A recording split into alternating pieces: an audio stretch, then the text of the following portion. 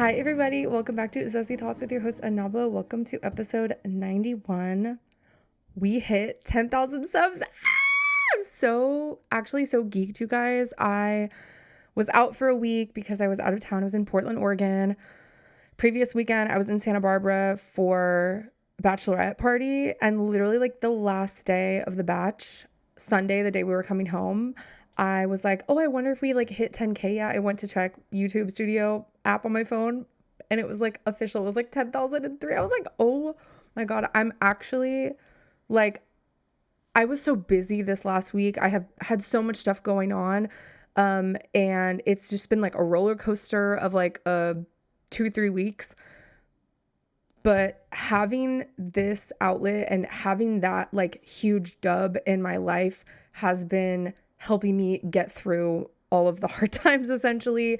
It has been just such an amazing feeling knowing that there are literally 10,000 people out there that like are interested in what I have going on. Just the fact that there are literally 10,000 people that went out of their way to press subscribe to the podcast. It's like actually the most insane thing ever that there are that many people that like feel somehow like connected or that maybe somehow relate to me in some way to the extent that they would like sub and maybe watch again. It's just like actually mind-boggling. I feel so freaking grateful. I am so excited to continue to community build. That's like one of my goals with this podcast, is just to like connect with people around the world and really just share my heart and soul and my perspective on life. I just feel so blessed and grateful to have this type of a platform, somewhat of like a digital diary, but also like I want to be able to connect with people. I love seeing people's comments. It literally just like brings me so much joy that people are resonating with what I am saying, what I'm putting out there into the world. I think that's all anybody really wants, is like to be seen and heard and understood. And I think this is just like a small sliver of what I am doing in my life to like reach out into the ethers and connect with other people. So it's really, really cool. Please comment if you're watching or listening or you're a subscriber on YouTube. Thank you so, so much for watching and for continuing to watch. Please engage and comment in the pod. I love like commenting back and like connecting with people. So please never hesitate. I want that to always be part of my platform, is like my relationship with the people watching. I don't want this to just be like a one-sided thing, even though I'm just here in my room talking to a camera, putting myself out there into the world. I never want it to be one-sided. So that's like my goal going forward, to get like, people watching more involved and to like connect and meet new people. I think that's like the one of the fun parts of life. And so I do have some interviews lined up, one in August and then another one maybe in August or September, with some amazing, amazing people. One is a repeat podcast, and then another one is someone that is super, super special in my life. So please keep on the lookout for that. Just thank you so much for 10K subs. Next up, 50K, right? Period. Okay. Housekeeping done. I went to Portland for like 5 days, 6 days with my best friend. And we had such a blast. This is my first vacation I've ever done where I like didn't plan every single hour of the vacation. Normally I plan like an entire itinerary. At least I just have in the past. And this is my first time genuinely just saving recommendations and shit that I found online to do to Google Maps, right? And just like being spontaneous, like on the vacation, just be like, okay, what do we feel like today? What are we in the mood for? And it was so relaxing. It was so fun. It was so fulfilling. Obviously because it was with my best friend, like obviously like we got to like bond and like talk a lot and like just spend quality time together, which is like always needed. That's like always a thing that I want more of. So it was just so fulfilling in that way, but also like just being able to like adventure around and see new things and discover new things and just be in a new environment. It was just so cool. First impression of Portland. Okay, transit. Okay, it's giving transit. It's giving public transportation, right? We literally landed and we took the train from the airport, which is like literally as soon as you like exit the airport, there's like a train station. It's like at the airport, okay, to like a block or two from our hotel. It was like so period. And yeah, we literally we stayed by the waterfront. It was really, really nice view of the city. And yeah, we took the train and like buses everywhere. Like we did not have to drive, which was super great. Like we got to just like have fun and not worry about driving, which was great. Like coming from LA, being LA based, y'all, California based, it's like having that little escape from driving was actually such a relief. It was a great little break from it. Buses and everything were very reliable. Actually sometimes like they were early. So like I'm used to like LA Transit, which like I haven't used a lot, but like reliability is like hit or miss when I have used it. Like there are sometimes it's like running late and never running early, mind you. That did happen to us. We did miss a bus because it was literally running early. We were like, wait, no, come back. Which is like, that happens, right? But yeah, they run frequently. They're reliable, fairly clean, air conditioning, like pretty much zero complaints there. So transit, 10 out of 10. I just loved the artsy and like immediate whimsical vibes that I got. Like even just like in the airport's like beautiful. If y'all have not seen inside Portland Airport, I'll post a picture here. It's like all wood, like the ceiling. It's just beautiful. I love the way it's designed. And just everywhere we went, there's like street art. There are pride flags everywhere. It's just like clearly a very safe space for everybody. And there's literally like a punk band on 4th of July playing in like a town square, like in downtown. It's just like so period. But yeah, it was just very whimsical. I think that's like the one word I could use to like describe it as a whole. Whimsical and just kind of like freedom of expression, very like artistic and very like fun. Just the vibes were like chill. Literally there's like berries growing everywhere, like wild berries, like everywhere we went there were like wild blackberries or like wild blueberries just like on the side of the road, and you're just like, oh hi berry. Like literally we went to these Japanese gardens. Oh my gosh, this was for me this was like the highlight of the trip. Also Oregon is just like known for like national parks and nature and hikes and just like natural beauty. So I was like, we have to like take advantage of that. Like we can't like be in the city the whole time. We gotta like branch out. So we went to a Japanese garden and oh my gosh, literally we're like checking in and we go through like the entrance and there's like a little gated entry kind of thing. And then you walk in and there's like kind of a small like hike, not really a hike. It's like a paved path, right? But there's like a small kind of like hill leading up to like where the main gardens are. And there's like a cafe and like a little kind of museum type shit and like gift shop, stuff like that. And on the way up, there was literally just like a bush of wild berries and like this mom just like picked a bunch off of it and just handed it to her kid. I was like, that's so period. We're like foraging. It's giving foraging. So that was just super cool. We do not see that shit in LA. I mean, I've talked about it before. There's hella berries that fall from these trees on my street. But I don't know about that being edible. I do not know about that. So yeah, that was super cool and unique. Something that I would never see here pretty much. So I loved that. The Japanese gardens were just so beautiful. It was so peaceful up there, super quiet. I mean, there were kind of a lot of people, but it was still like a very calm, serene place. It's giving tranquility. There's literally a pond up there that had tadpoles, like tiny ass tadpoles. I'll put a video here for people watching online. Tiny ass tadpoles, and like some of them were like in the phase where they're like just starting to grow back legs.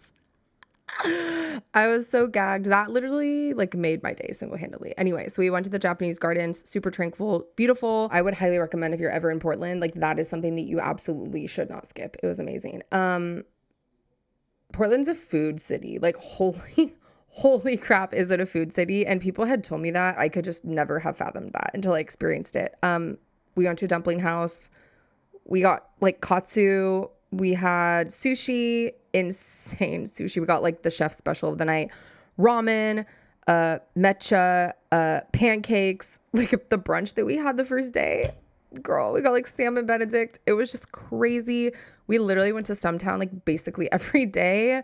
Acai bowl that was like freaking insane. I'm honestly just gonna tag all these places in like Google Maps or something in the description of today's episode, because if you're in Portland, like some of these meals, I'm like gripping my chair. I'm literally going to dream about these meals and like crave these specific meals So good. Really good Thai food. Food scene is like a 10 out of 10 for sure. I could see myself like how people go to Vegas for like a 3-day weekend. If I was just like craving one of these specific meals that I had, I would literally just like fly up to Portland for like a 2 or 3-day weekend, eat, vibe, bar hop, karaoke, hike a little bit, and then come on home. That's the vibe it's giving to me, at least, since it's like only like a 2.5-hour flight. I mean, both of the flights said 2.5 hours, but they were like less than that. So period. We also went to Hawthorne Street. That area was such a vibe. It's literally Thrift City. We were like struggling because we were like, we only brought carry-ons. Okay. We didn't want to check bags. We only brought carry-ons, and our carry-ons and our bags were like already stuffed to the brim on the flight there. So we're like, okay, we can't be going too crazy because we have like no room for anything. We were like, should we just like check a bag, like buy a bag and check a bag on the flight bag? Like, what do we do? Because we also went to Powell's bookstore, which was also like absolutely insane. And both of us were struggling to not spend like hundreds of dollars on books there. That's also like a must-see place in Portland. But yeah, Hawthorne was like such a vibe. We like went to a bunch of thrift stores. There's like so much shopping. I got a new pinky ring. I had a cool pinky ring that was like mixed metal. It was like a copper, gold, silver like band that was like twisted kind of thing. I had that forever, and I don't know what happened to it. I probably at some point it like broke. It was like an adjustable ring.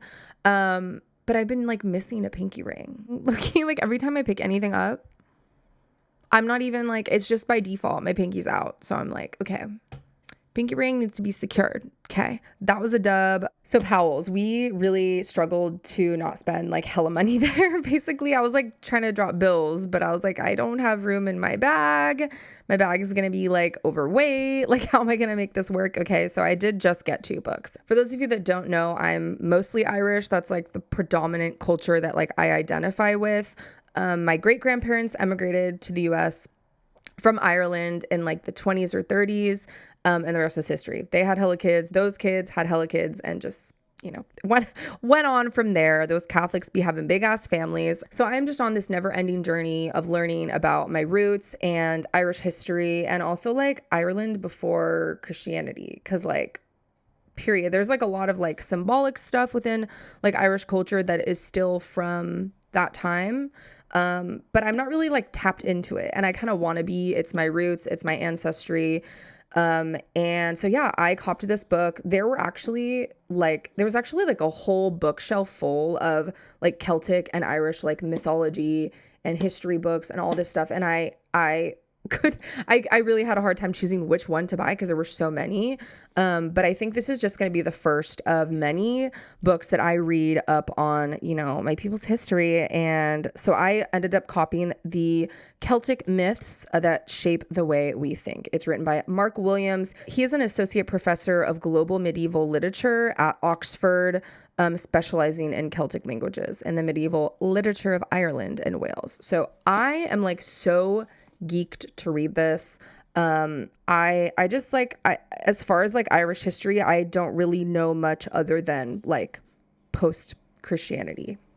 And I'm trying to like dive a little deeper and go back a little further. So I'm very excited to read that. Second book I copped was a recommendation from my bestie. It's called Mattress Sense on pregnancy, childbirth, and motherhood. I am getting to that point in my life where I'm like, okay, maybe I'll be a mom one day. And like, what will that be like? Maybe I'll be pregnant one day. And I am just getting more and more curious.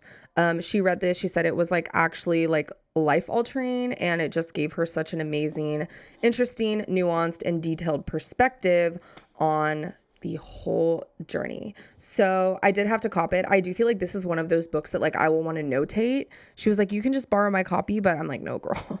I'm gonna be taking notes. I'm gonna be highlighting, bookmarking. So I'm very excited to add this to my collection. Speaking of books, I did finish my book for the month of June. It was Brooke Averick's Phoebe Berman's Gonna Lose It. I'm a huge fan of Brooke and Connor Made a Podcast. I've literally been listening to that pod since day one. As soon as I heard that Brooke was writing a book, like from that first moment, I was like, I literally can't wait. I love her so much. I'm such a fan. Her personality is so like relatable, and she's so like sweet, and she seems like such a kind and like honest and pure soul. And she just has like the funniest sense of humor and outlook on life. So I knew that anything she like put her soul and like heart into, and maybe even like a little bit of her personality into, I just knew I was going to enjoy it. This book is so adorable. I did listen to audiobook. I was going to get the physical copy. I actually still might, but I was going to get the physical copy, but then I found out that the audiobook was narrated by her. And I was like, wait, I want to listen to it like with her voice, like through her voice. I wanted that so bad. So I did do audiobook. I really just thought it was so cute and charming. I don't want to like give too much away. Like I don't want to give spoilers, but it is about a woman on the verge of her 30th birthday who is still a virgin. And she's like, it's like her journey of like trying to lose her virginity and like discovering like, you know, love and like all these kinds of things. And it's just such an interesting coming of age story. And I think that one thing that I take away from it that I think is such a makes it such a beautiful story and like perspective is that, you know, a lot of coming of age stories surround like teenage years.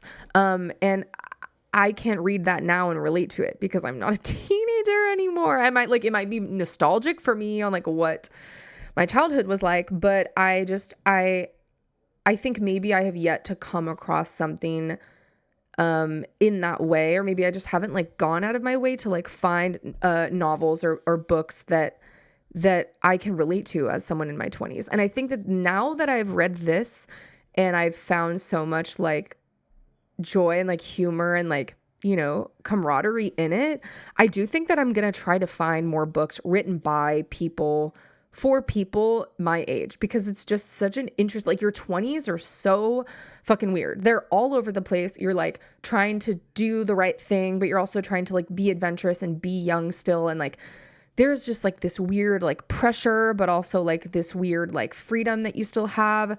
And I don't know, it's just like, it's such a rocky time in your life, literally a million times more rocky than like teen years. Like, I think teen years are just like, oh, it's cute. Like, it's like light work. Like now you're like an adult, you got to pay bills, you got to go to work, and you have to have these responsibilities that you never were responsible for as a kid. Right.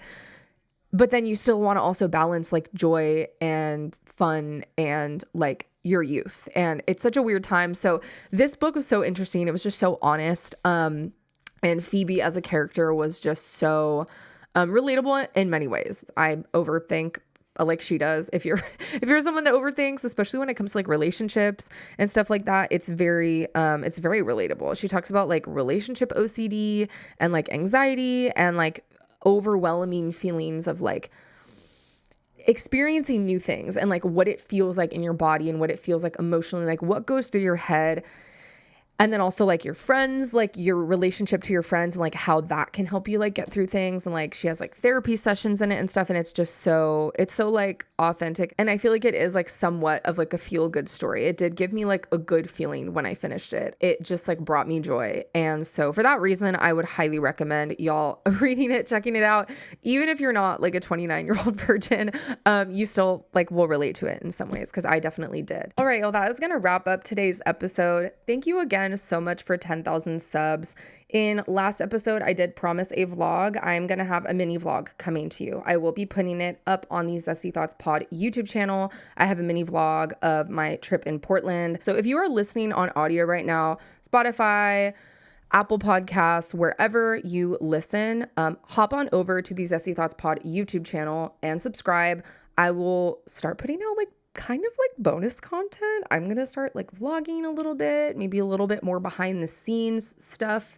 And so you can see a little bit more of a deep dive of like what I'm doing, right? Like what's going on in my life and like what is leading to these episodes. What is happening in between these episodes? Because obviously every single week, I'm not vomiting every single thing that I do on this pod. I mean, I try to give y'all like a good summary, but there's definitely stuff that like, yeah, it doesn't make it to the pod. So I want to give you guys a little bit more of a deep dive into that. Now that I have 10K subs, which is crazy, I'm going to step it up as far as like video content goes. So if you're an audio listener, hop on over to the YouTube channel.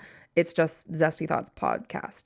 You can even just search at Zesty Thoughts Pod on YouTube and it'll take you right there. Subscribe and keep on the lookout for a mini vlog coming out. this week. Okay, y'all.